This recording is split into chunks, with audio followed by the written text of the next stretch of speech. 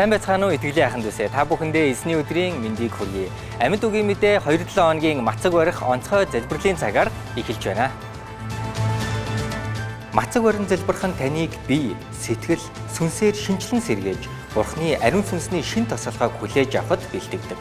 Хэрвээ та Бурхныг улам илүү таньж мэдэж, үр нөлөөтэй, эрх чөлөөтэй амьдрахыг хүсэж байвал мацаг барих залбиралтаа нэгдээрэй.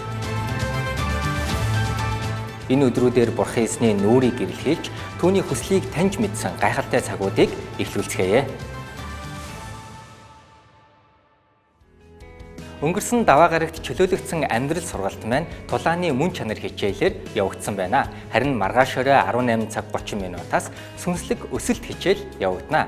Итгэлийн амьдралдаа сүнслэг өсөлтийг бий болгохыг хүссэн та бүхнийг урьж байна.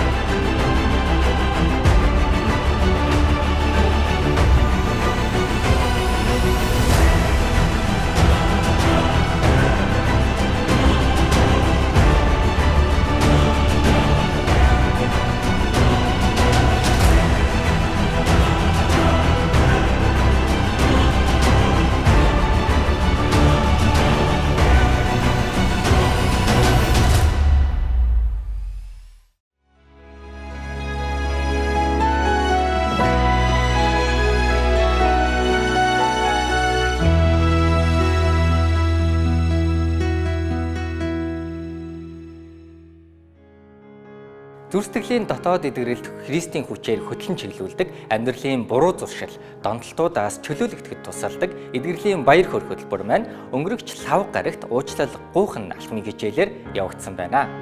Харин эх 7 хоногийн лав гарагт 19 цагаас эдгэрлээ сахин хамгаалах нь алхмын хичээлээр явагдана. Бүгдээрээ хамтдаа эдгэрч баяр хөөртэйгээр алхацгаая. Өчигдөрхөн амьд чуулганы маань шатрын тэмцээн амжилттай болж өнгөрлөө. Шатарчид маань 2 хэсэгт тоглоод хэсэг бүрээс шалгарсан 2 хүн цааш хасагдах шатанд болон медалийн төлөө ирч хүч, оюун ухаанаас орж хайр дотор нөхөрлсөн сайхан цаг боллоо.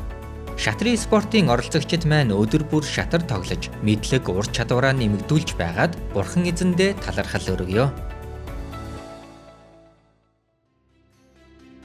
Амьд үгийн мэдээнд анхаарлаа хандуулсан та бүхэндээ баярлалаа.